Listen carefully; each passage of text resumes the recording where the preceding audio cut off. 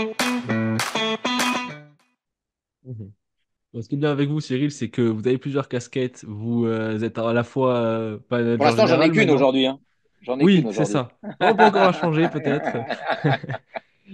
Voilà, donc il y a le manager général, mais il y a aussi le consultant voilà, à la RTBF pour qui vous officiez depuis de nombreuses années. Un petit point sur ce qui se passe un peu dans le monde du vélo, l'actualité. On a eu une grosse semaine de courses entre l'Estradé, Tirreno, Paris-Nice. Qu'est-ce qu'on retient de ces nombreuses courses qui ont été, ma foi, assez intéressantes? Ah, on retient que la météo de Paris-Nice va forcément, je pense quand même, laisser quelques traces hein, dans les organismes. On a eu une course qui, de fait de cette météo, a été rendue encore plus difficile. Qu'on a des hommes en forme, on le sait. Moi, j'ai quand même été bluffé par des Mathieu Van Der Poel sur le Tirreno, mais j'ai été aussi fortement bluffé par un Mats Pedersen sur un Paris-Nice. Alors, on sait qu'il passe plutôt bien la météo, mauvaise météo, donc ça l'a peut-être aidé, mais bien évidemment, on sait qu'on peut s'attendre à avoir au sortir de ces deux grosses courses-là, un Milan-San Remo qui peut nous réserver quand même un bien beau spectacle, impatient d'être à ce week-end en fait. Mhm. Justement, qu'est-ce que vous en attendez? On a mon Pogacar qui n'a pas couru ces deux courses, mais on a assez peu de doutes sur sa condition. On n'a jamais de On crainte, aura... ouais. Oui, c'est ça. Après, on a bah, bien sûr les Ghana, les Van Der Poel, les Pedersen, les Philipsen. Voilà, un peu parmi tous ces favoris, qu'est-ce que vous C'est bien que attendez d'eux? pardon, tu as rajouté Ghana et j'ai omis de le citer, mais Ouais. je pense qu'il a été vraiment bluffant sur le Tirreno. Ouais. Allez, si parmi tous ces noms, vous deviez en citer un, lequel ça serait? Si je devais en citer un, et bien sur ce que j'ai vu et sur ce que je pense, j'aurais quand même bien envie de miser Mats Pedersen parce qu'il m'a bluffé. C'est un coureur qui s'est vraiment mis cette course-là, je pense, dans la tête. Il sait qu'il est rapide. Il y a d'autres personnes rapides. Ce qui est hyper intéressant en fait maintenant, c'est que on a et on le sait un virtuose du cyclisme en la personne de Tadej Pogacar qui va venir sur le Milan-San Remo avec, on le sait tous, la volonté de gagner et et il sait comment gagner. C'est-à-dire qu'en tous les cas, il sait comment il ne doit pas courir pour s'il veut gagner, il sait comment il ne doit pas courir. Et il l'avait fait, rappelez-vous, il y a 2 ans ou 3 ans, quand il gagne son premier Tour des Flandres. L'année d'avant, il avait été devancé par Mathieu Van Der Poel au sprint. Il n'avait pas rendu la course suffisamment dure pour pouvoir se débarrasser de ses adversaires dans la dernière ascension. En l'occurrence, là, c'était le vieux Quarmont. Et il avait, l'année suivante, rendu la course tellement difficile dans chacune des ascensions, dans chacun des monts, il avait fait rouler. Et dans chacun des monts, il avait attaqué. Il avait rendu une course tellement difficile que dans le vieux Quarmont, Mathieu Van Der Poel a dû lâcher prise. Et il a après accentué son avance dans le Paterberg et puis en route vers Audenarde.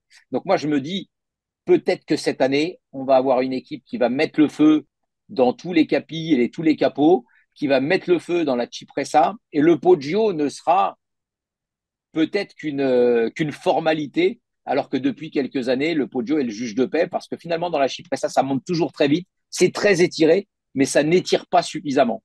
Donc là, je m'attends à un scénario différent, et c'est là que toute la structure des équipes autour de coureurs, et c'est vrai qu'un Mats Pedersen, qu'un Mathieu Van Der Poel, qu'un Ghana sont assez bluffants par là où ils ont progressé dans les ascensions. Avec une bonne équipe, pourrait peut-être tenter de contrecarrer ces plans, mais je me dis que ce Tadej Pogacar avec aussi la solidité de son équipe, il faut quand même pas se voiler la face, peut nous faire éclater la course parce qu'il pourrait prendre la barre dans les capis, dans les capots, faire vraiment mettre tout le monde à mal dans cette partie-là pour qu'en fait la Cipressa devienne une ascension où déjà tout le monde arrive au pied un petit peu carbo. Je sais que ça peut être très dur, la direction du vent va avoir beaucoup d'influence, mais je m'attends à une course musclée de la part des UAE parce que pour moi, c'est une des seules solutions de pouvoir gagner Milan-San Remo. Il y a trop d'hommes qui vont trop vite et qui sont plus vite que Tadej Pogacar, qui, s'il ne s'en est pas débarrassé dans le Poggio, ça risque d'être compliqué. Donc, il faut qu'ils arrivent au pied du Poggio un petit peu oxy. C'est bien.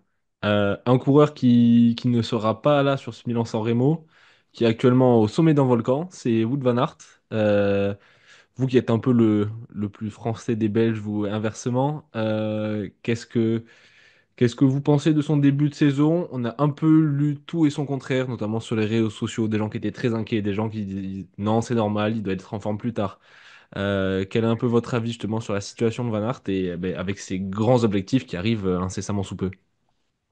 Ouais, moi, j'ai plutôt, je serais plutôt du deuxième avis. Je me dis qu'on a toujours eu un Wout van Aert qui, dès le début de saison, était juste tonitruant depuis quelques années, hein. Il arrivait à Newsblatt, à Kuurne, même Tirreno ou Paris-Nice. Il y a quand même une année, il fait deux de Tirreno, faut pas l'oublier, ce qui est quand même pas rien quand on connaît le bonhomme. Il a toujours gagné soit Kuurne, soit le Newsblatt. Donc, on avait, je pense, un Wout van Aert qui arrivait très tôt en condition. Je pense qu'il a aussi lui tiré des enseignements et qu'il se disait qu'en étant tôt aussi bien, aussi tôt en forme, eh bien, il était peut-être un peu moins juteux, un peu moins performant, même s'il faut quand même tempérer parce que je pense que l'année où il crève à la sortie du carrefour de l'arbre, on avait du très grand Wout van Aert et la malchance s'est une fois de plus abattu sur lui à ce moment-là. Donc, et en plus, L'année précédemment aussi en 2022 où il avait eu le Covid alors qu'il avait été énorme sur toutes les premières courses. exactement. C'est ça. Exactement. Je pense que c'est un coureur qui a quand même beaucoup de malchance. Et ça tombe souvent sur lui. En plus de ça, je dirais que cette année-là, ça nous avait privé d'un duel extraordinaire parce que ça veut dire qu'on se serait retrouvé à la sortie du carrefour de l'arbre avec Wout van Aert et Mathieu Van Der Poel. Il aurait resté Gruson et Willem, je crois, comme secteur pavé. L'ascension avec le gros faux plat de M. Une arrivée sur le Vélodrome qui aurait été extraordinaire. Donc voilà, ça nous a privé du match qu'on attendait, mais il y en aura d'autres. Donc, j'imagine que dans la préparation décidée par cette équipe Bisma, elle a été de se dire, bah, Wout doit arriver en forme uniquement pour le Tour des Flandres et le Paris-Roubaix et avoir un pic qui dure peut-être 15 jours, voire 3 semaines. Mais comment fait-on pour avoir le pic à ce moment-là? Quand même des équipes aujourd'hui qui sont hyper pointues. Je parlais de data pour nous autour de l'animation, de la désirabilité, le plaisir de faire du vélo. Eux, on est vraiment dans la pure performance et aujourd'hui, avec l'historique, avec toutes les datas enregistrées, je pense qu'ils sont à même de préparer Wout van Aert à 4 ou 5 jours près pour qu'il soit en forme le jour J et pas trop tôt. Et peut-être qu'il était souvent un peu trop tôt en forme et c'est ce qui lui a peut-être joué des tours ces dernières années. Donc voilà, on change un peu la préparation pour pouvoir répondre aux objectifs. Moi, je suis plutôt d'avis à dire que c'est pas inquiétant en soi. Après, bien évidemment, s'il marche pas dans 3 semaines, on me dira, bah, Cyril, tu t'es trompé. Oui, je me suis trompé.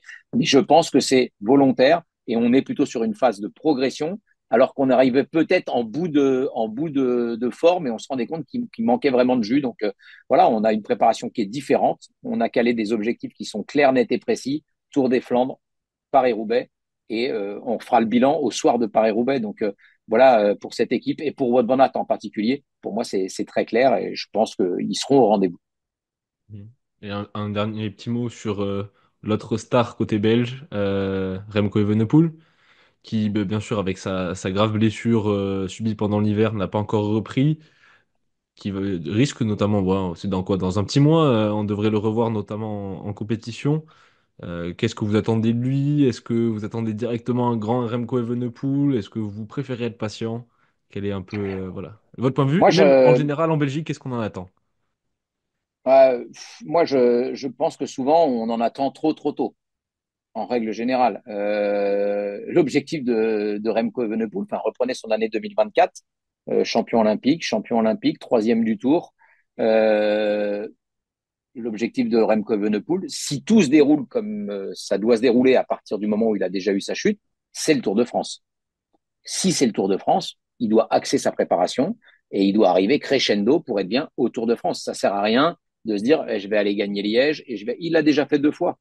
Donc maintenant, il faut préparer tranquillement pour se dire comment je fais pour être du mieux possible au Tour. Il sait qu'il va avoir une adversité qui va être terrible, hein.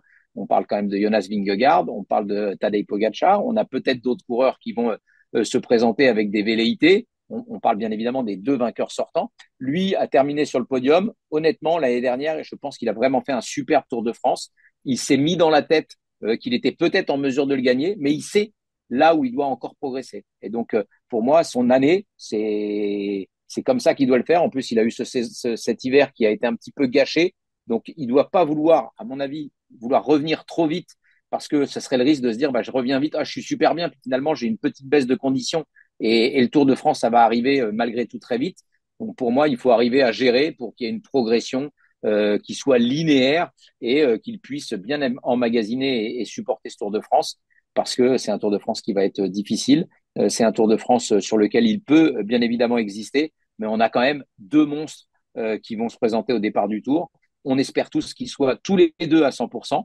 Donc ça voudra dire qu'il faudra être à 110% peut-être pour Remco Evenepoel pour pouvoir déstabiliser un petit peu ce bloc 1 Visma de UAE et du coup les deux monstres sacrés que sont Vingegaard et Tadej Pogacar.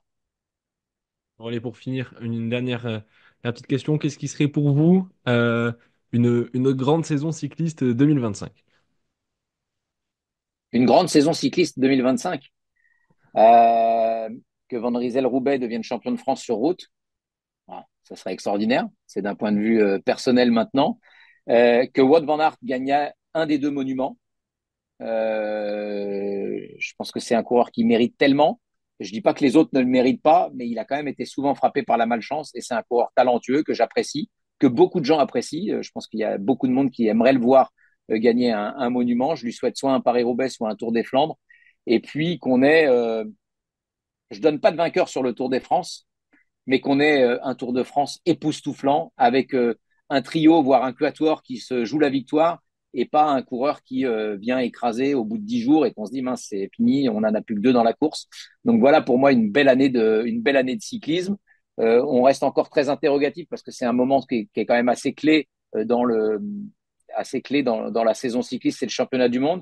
Ce championnat du monde au Rwanda qui, de par son parcours, doit nous réserver quand même un spectacle extraordinaire mais de par le contexte un petit peu politique, crée beaucoup d'incertitudes. Donc je me dis qu'on doit avoir un beau championnat. Je reste confiant, mais c'est vrai que ce serait dommage qu'on n'ait pas le championnat attendu. Mhm. Eh bien, merci beaucoup Cyril pour cette interview accordée à Cyclisme Actu. On vous souhaite une belle année avec votre nouvelle équipe Van Rysel-Roubaix et tous les projets qui vont avec. Et voilà, ben, merci. Merci beaucoup. Bonne fin de journée.